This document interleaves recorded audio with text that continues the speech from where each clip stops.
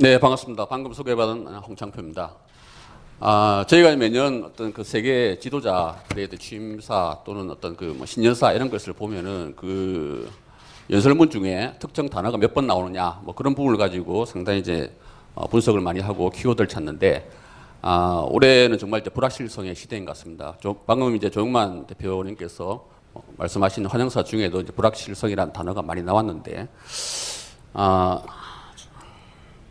정말 이제 그 올해 그 세계 경제 그리고 중국뿐만 아니고 여러 나라의 그 글로벌 경제 기사를 읽다 보면은 불확실성이란 이제 단어가 자주 나타나고 있고 그만큼 더 이제 글로벌 경제를 둘러싸고 변화도 많고 또 이제 변수도 많은 것 같습니다. 그만큼 더 대응도 어렵고 예측도 쉽지가 않다 이렇게 말씀을 드릴 수가 있겠습니다. 자료에는 없는 사진인데요. 잠깐 이 사진을 봐주시죠. 올해 1월 15일 홍콩에서 개최된 제10회 이제 아시아 금융 포럼 장면입니다.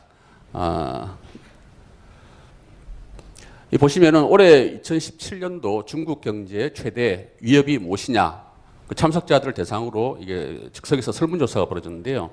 당시 아시아 금융 포럼의 참석자 수가 2,800여 명이었습니다. 2,800명을 대상으로 즉석 설문조사가 이루어졌는데 여기 오신 분들도 한번 올해 중국 경제 최대 위협이 무엇인지 한번 좀 생각을 해보시죠. 뭐 미국 정책, 그리고 트럼프 행정부가 가져올 어떤 그 정책의 불확실성, 그리고 글로벌 경제 위기 이런 것도 있고요.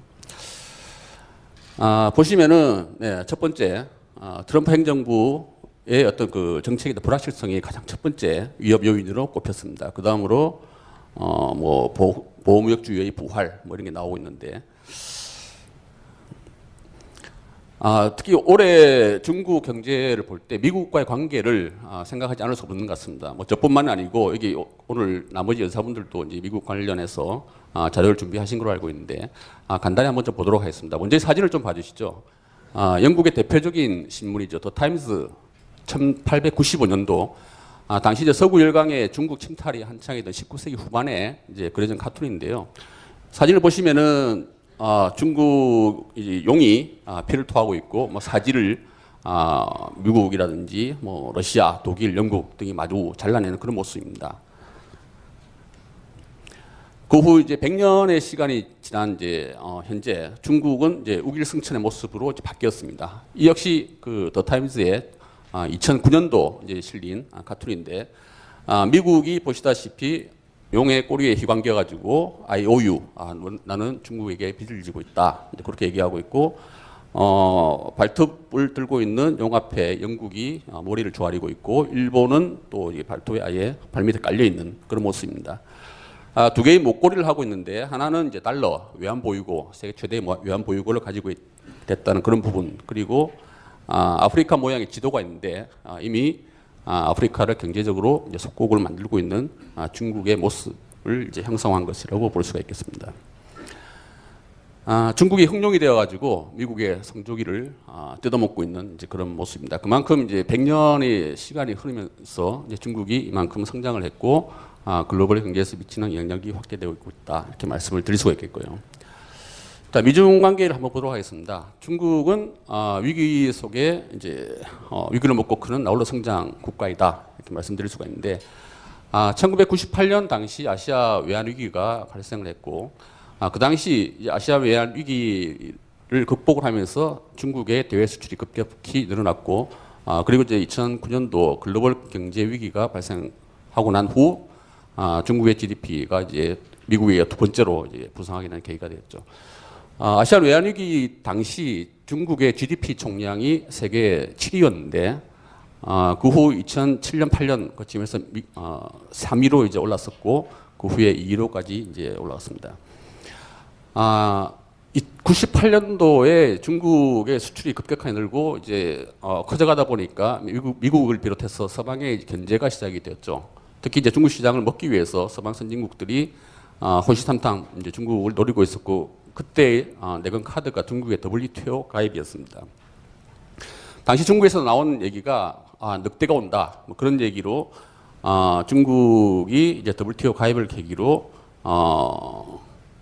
서방 이제 그 자본과 기술을 가진 이제 서방 국가들 기업들에게 먹힐 것이다 이렇게 얘기를 했는데 결과는 저도 반대로 나타났죠. 지금 오히려 이제 중국 시장에서 퇴출되고 있는 또 철수하고 있는 다국적 기업이 늘어나고 있고 오히려 중국 기업은 승승장구하고 있는 그런 상황입니다. 자, 트럼프 취임 이후에 상당히 많은 또 변화가 나타나고 있고 또 중국과 미국과의 관계가 어떻게 될 것이냐 상당히 이제 많은 부분들이 이제 주시하고 있는 이제 그런 상황입니다. 보시는 바와 같이 중국에 대한 이제 부정적인 인식, 우려가 깊어지고 있는 상황이고 그래프를 보시는 바와 같이 중국의 그 제조업 분야의 이제 대미 수출은 상당히 급격히 늘어나고 있는 반면에 미국의 제조업 고용은 꺾이고 있는 이제 그런 상황이고 경제학자들의 이제 평가 역시 이제 대동소이합니다. 중국과의 무역 규모가 커지면서 제조업 부문에 미국 제조업 부분에 충격이 발생하고 있고 또 고용이 감소하고 있다 이렇게 이야기를 이제 하고 있고요. 그리고 이제 글로벌 GDP의 이제 비중도 상당히 많은 이제 격차가 좁혀지고 있고 이제 국방비 지출액을 보더라도 미국은 줄어들고 있는 반면 중국은 상당히 많이 늘어나고 있는 그런 상황입니다. 트럼프 대통령도 이런 이제 부분을 우려해서 미국의 군사력을 강화해서 미국 이익을 위험에 빠뜨리는 중국의 모험주의를 막을 것이다 이렇게 얘기를 했고요. 특히 뭐 하나의 중국 정책도 굳이 얽매여달 필요가 없다 이렇게 이야기를 했습니다. 트럼프의 어떤 경제 정책, 통상 정책을 이제 읽으려면은 그를 보좌하는 참모들 그리고 내각의 이제 그런 성향을 또 파악을 해볼 필요가 있는데 일보로스 상무부 장관 같은 경우는 트럼프 캠프 당시 이제 경제 자문을 했고요. 당시 이제 TPP 탈퇴 그리고 나프타 재협상을 주장했는데 트럼프 대통령 취임 3일 만에 TPP 탈퇴를 선언을 하고 나프타 재협상을 선언했습니다. 그 대선 전에 이제 공약이 그대로 생각보다 예상보다 빠르게 이제 하나둘씩 진행이 되고 있는 상황이고 문호신 재무부 장관 같은 경우도 중국을 환율 조작국으로 재지정할 것이다.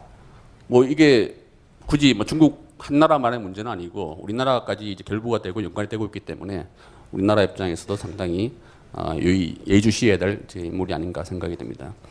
무엇보다도 신설 조직이죠. 국가무역위원회, 그 미국 무역대표부, 상무부, 노동부 이런 걸 총괄할 국가무역위원회의 그 위원장으로 피터 나바로가 이제 선임이 됐는데 뭐 아시다시피 대표적인 반중 보호무역주의 학자가 되겠습니다.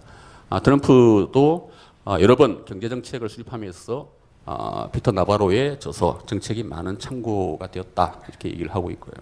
그래서 사실 이런 분위기를 볼 때 미국 언론들이 어떻게 얘기했냐면은 중국이라는 이제 팬더를 잡아먹기 위한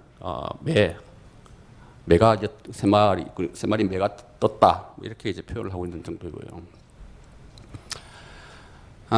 그 대정부 통상 정치를 한번 보도록 하겠습니다. 그 일단 뭐 강력한 뭐 통상 대응은 이제 예상이 되고 있습니다. 그러나 극단적인 공작 시행에는 이제 신중한 그런 입장을 가질 것으로 예상이 되고 있는데 중국산 제품에 대한 공격적인 어떤 무역 구제 조치, 뭐 반덤핑이라든지 상계 관세라든지 그런 부분의 어떤 무역 구제 조치는 나타날 것으로 분명히 예상이 되고 있고요. 그럼에도 불구하고 취임 전에 얘기했던 중국산 수입품에 대한 45% 관세 공약 같은 경우는 사실 이제 상식적으로 생각해도 사실 이게 쉽지는 않을 것 같습니다. 왜냐하면은 45% 관세를 매길 때 그에 대한 어떤 그 부담이나 피해는 지금 이제 고스란히 그 미국 그 소비자들에게 이제 영향을 미치기 때문에 현재 그 월마트에서 팔리는 제품의 약 70%가 중국산이라고 그러는데 만약에 이제 45% 관세를 매기고 그에 대한 어떤 가격이 인상이 되고 하면은 그에 대한 피해는 또 고스란히 미국이 입는 상황이고 또 글로벌 밸류 체인에서 미국산 어떤 중간재라든지 부품 소재 이런 부분을 또 많이 중국이 사고 있는데 맞대응 조치가 중국으로 있다 그러면은 그 부분은 뭐 서로가 상호가 이제 어떤 피해를 입는 그런 상황이기 때문에 이런 부분은 사실 쉽지는 않을 것이다 이렇게 예상이 됩니다. 다음으로 환율 조작국에 대한 지정은 뭐 잘 아시다시피 3대 이제 기준이 있는데 우리나라를 비롯해서 일본, 독일, 대만 이런 부분에 오히려 환율 조작국 지정 기준을 두 가지 충족을 하고 있기 때문에 염려스러운 상황입니다만 어쨌든 중국에 대해서 아주 강도 높은 이제 그런 이제 얘기를 하고 있는 상황이고 이런 부분은 좀 더 시간을 좀 두고 지켜봐야 되지 않을까 이렇게 생각이 됩니다. 미국의 그 트럼프의 정책을 보면은 당분간 이제 달러화가 강세로 계속 나아갈 것으로 예상이 되고 있고 반면에 위안화는 약세 기조를 좀 더 유지할 것으로 예상이 되고 있기 때문에 환율을 둘러싼 이 양국 간의 어떤 갈등이라든지 그런 부분은 뭐 계속 이어질 것으로 예상이 되고 있고요. 결국 그 5월에 아마 개최될 것으로 예상이 되는데 그 미중 경제 전략 대화에서 아마 많은 부분이 좀 더 구체화된 그런 이제 어떤 정책으로 나타날 수 있지 않을까 이렇게 예상이 되고 있습니다. 예상 가능한 시나리오를 한번 보도록 하겠습니다. 첫 번째 이제 전면적 무역 전쟁 시나리오인데 가능성이 그렇게 높지는 않은 그런 상황입니다. 중국산에 대해서 45% 관세 부과, 환율 조작국 지정, 그리고 중국은 이에 대한 전면 맞대응. 사실 가능성 그렇게 높지는 않다고 생각되고 있고, 뭐 그 다음으로 생각할 수 있는 게 이제 비대칭적으로 중국산에 대해서 징벌적 관세를 부과를 한다든지 무역 구제 조치를 취한다든지 뭐 그런 부분에 대해서 중국은 선별적으로 또 맞대응하는 뭐 그런 쪽의 조치 이런 시나리오가 가장 이제 좀 높다고 생각이 되고 있고요. 가장 가능성이 높은 거는 미국이 이제 반도핑 관세를 때리고 뭐 M&A를 뭐 저지하고 중국은 미국 국산 수입을 또 구매를 축소하거나 또 비관세 수단으로 대응하는 그런 부분이 가장 가능성이 높지 않을까 생각이 되고 있고, 뭐 가능성이 그렇게 크지는 않습니다만은 이게 서로가 막 이렇게 설전을 하다가 결국 이제 물밑에서 타협을 통해 가지고 이제 유야무야 좀 이제 조용히 진정되는 뭐 그런 부분은 어떻게 보면은 최선의 시나리오인데 가능성 그렇게 많지는 않은 것 같습니다. 중국의 선택과 대응인데요. 그 미국의 어떤 선제 공격에 대한 선별적 카운터택. 절대 중국이 미국에 대해서 먼저 어떤 그 무역이나 통상 관련해 가지고 조치에 나설 것으로 예상이 되지 않고 있는 상황입니다.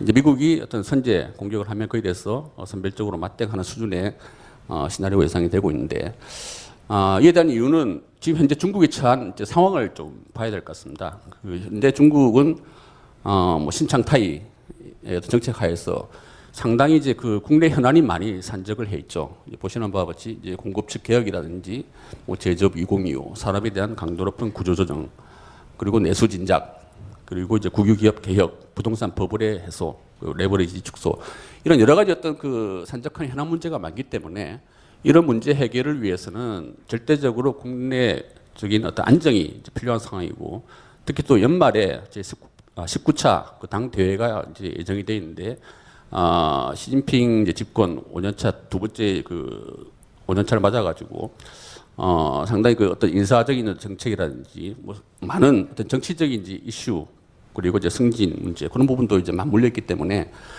대내외적으로 상당히 안정이 필요한 시점이기 때문에 중국은 어떻게 변화나 그런 부분을 이제 원하지 않는 그런 구도가 되고 있습니다. 그래서 더더욱 이제 그런 부분이 또 이제 뒷받침을 하고 있고요. 뭐 그럼에도 불구하고 글로벌 시장에서 중국이 가진 어떤 대외 영향력은 확대되어 갈 것으로 예상이 됩니다. 뭐 특히 이제 1대1료라든지 뭐 AIB, RCEP 이런 부분에 있어 가지고 추진을 강화하고 또 이니셔티브를 지기 위한 그런 주도권 싸움이 상당히 중국 시장, 중국 입장으로서는 뭐 그런 부분을 이제 확대해 나갈 것으로 예상이 되고 있고요. 다음으로 한중 관계에 대해서 말씀을 좀 드리겠는데 사실 뭐 한중 관계 뭐 사드 관련 이슈는 워낙 언론에도 많이 나왔기 때문에 뭐 좀 간단히 좀 이제 하도록 하겠습니다.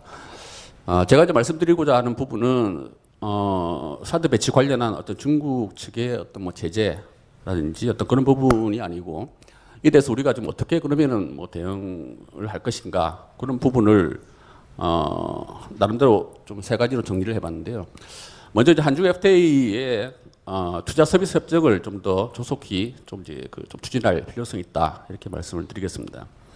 아시다시피 한중 FTA 올해 이제 발효 3년 차를 맞고 있는데 상품 분야 외에 그 서비스 투자 관련 협상은 아직 시작이 되지 않은 뭐 그런 상황입니다. 사실 한중 FTA가 체결을 될 때 많은 분들이 중국의 어떤 그 비관세 장벽의 완화 또는 철폐 그리고 서비스 시장에 대한 어떤 진출 확대 이런 부분을 이제 기대를 했는데 이런 부분이 아직까지 이제 좀 피부에 와닿지 않고 특히 이제 서비스 투자 협정이 아직까지 그 마무리가 되지 않은 상황이기 때문에 서비스 투자 협정에 조속한 추진을 통해서 이런 부분을 빨리 마무리 짓는 게 필요하다 이렇게 말씀을 드리고요. 두 번째로 말씀드리고자 하는 부분이 이제 PPP 관련 이제 어떤 협력 강화입니다. PPP 사업은 그 퍼블릭 프라이빗 파트너십 해가지고 민관 협력 사업이 되겠습니다. 중국의 최근 그 PPP 사업이 쏟아져 나오고 있고 작년 9월 기준으로 해가지고 프로젝트 규모가 10,000건이 넘고 세계 최대 시장으로 부상을 하고 있는 상황입니다.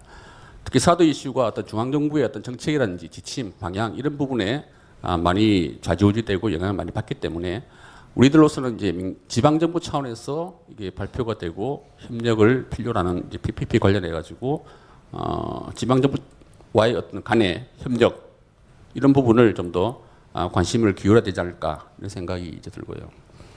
특히 중국은 뭐 관리 경험이라든지 뭐 기술적인 부분이 좀 아직까지 부족한 상황이고 또 저수익, 저효율이라는 그런 이제 한계를 안고 있는 상황입니다.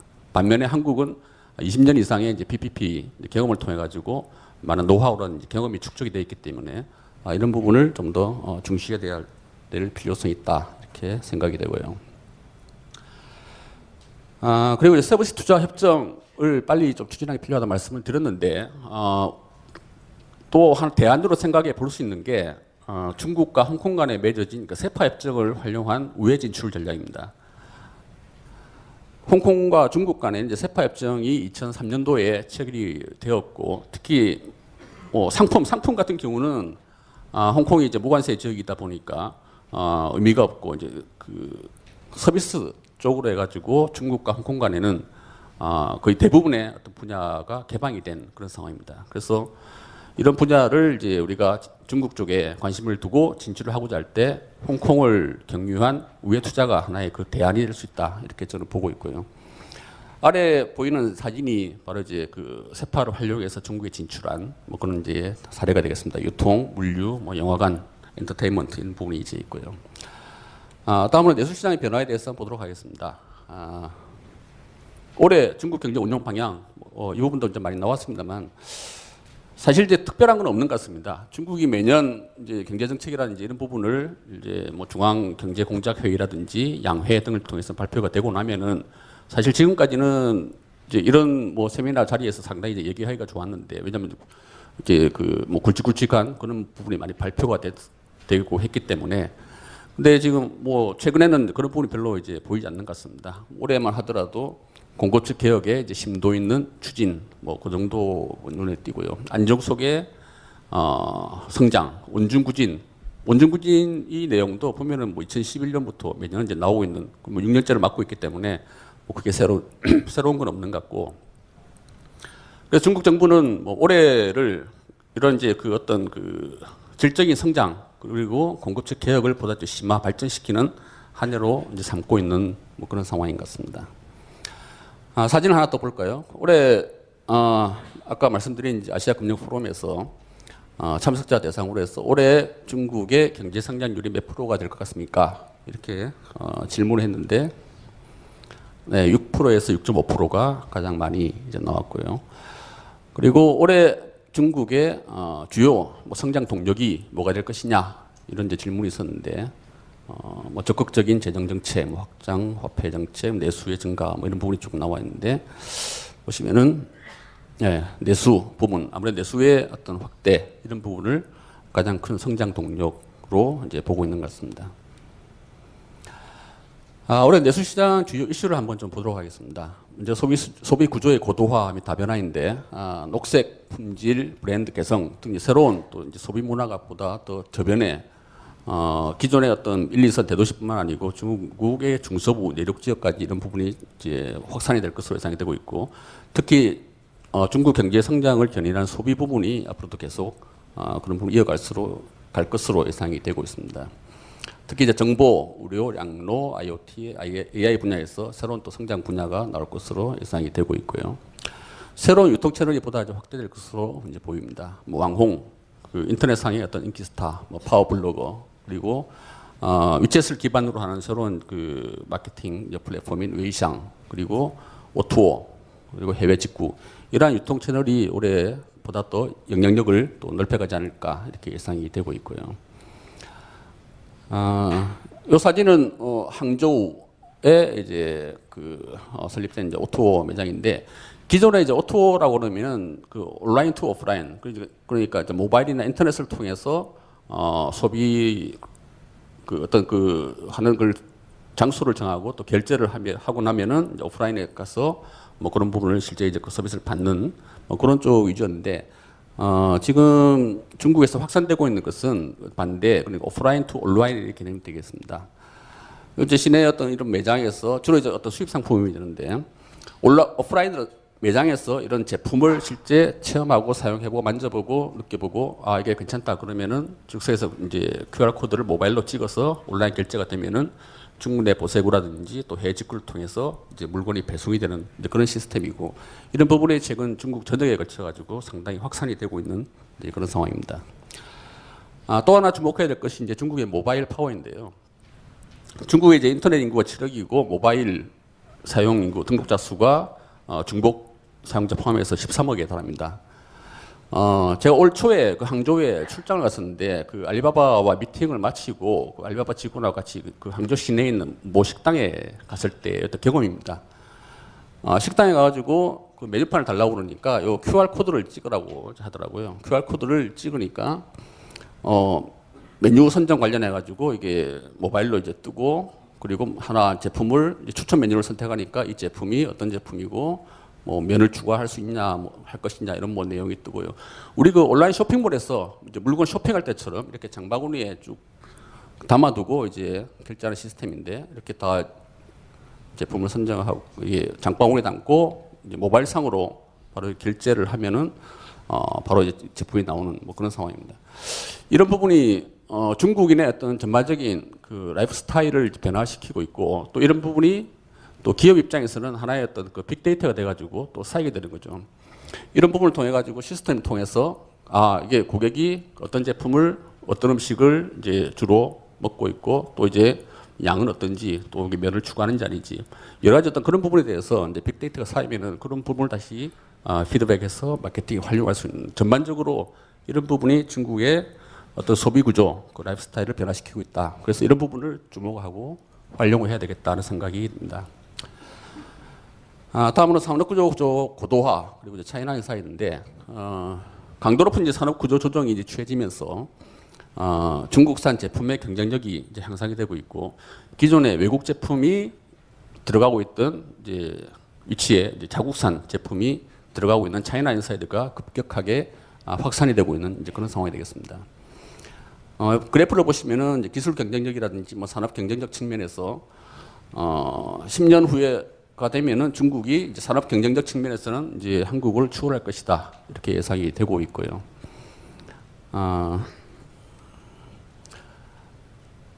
뭐 산업구조 조정이 있어가지고 중국 제조 2025가 지금 이제 강도로 추진되고 있는데, 사실 이런 부분은 기존에는 중국의 어떤 정책을 보면은 어떻게 보면 약간 예상 가능한 부분이었는데, 최근에 이런 이제 중국 제조 2025라든지 인터넷 플러스라든지 이런 부분이 이제 나오고 있다 보니까 우리 기업들이 이에 대해서 잘 이해를 못하고 대응을 못하고 있는 뭐 그런 상황인 것 같습니다.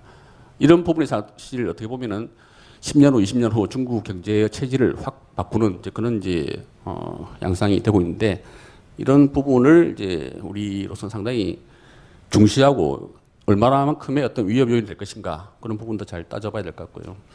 결국 이제 중국이 내세우는 공급 측 개혁이 리커창 총리가 이제 이야기를 했듯이 중국은 어떻게 제대로 된 볼펜 하나도 못 만드냐, 이런 부분이 결국은 중국은 연간에 480개에 달하는 볼펜을 이제 생산하고 있는데, 그 안에 들어가는 이제 잉크 같은 경우는 이제 고급 볼펜의 경우에 일본이라든지 뭐 독일에서 수입을 하는, 그렇기 때문에 이제 그런 부분을 좀 타개를 하자. 그래서 시진핑의 어떤 논리는 그거죠. 자, 우리 중국 기업 여러분, 지금까지 와의 어떤 그 양상을 좀 바꿔달라. 기술 혁신을 통해 가지고 기업가 정신을 발휘해 가지고 정말 제대로 된 제품을 만들어서 팔아달라. 그런 부분이 시리 정부의 하나의 그 메시지가 아닌가, 그런 생각이 됩니다. 그리고 뭐 마지막은 이제 대형 인프라 투자가 올해 또 확대가 될 것으로 예상이 되고 있고, PPP 사업 같은 경우는 뭐 제가 마지막으로 적었습니다만은 뭐 중국뿐만이 아니고 미국 그 트럼프 정부 하에서도 이제 올해 그 PPP 관련된 프로젝트가 쏟아져 나올 것으로 예상이 되고 있기 때문에 우리 기업들은 뭐 미국뿐만 아니고 중국 같은 경우도 이런 부분을 좀 더 중시해야 되지 않을까 그런 생각을 해봅니다. 예, 간단하게 발표 마치겠습니다. 고맙습니다. 예.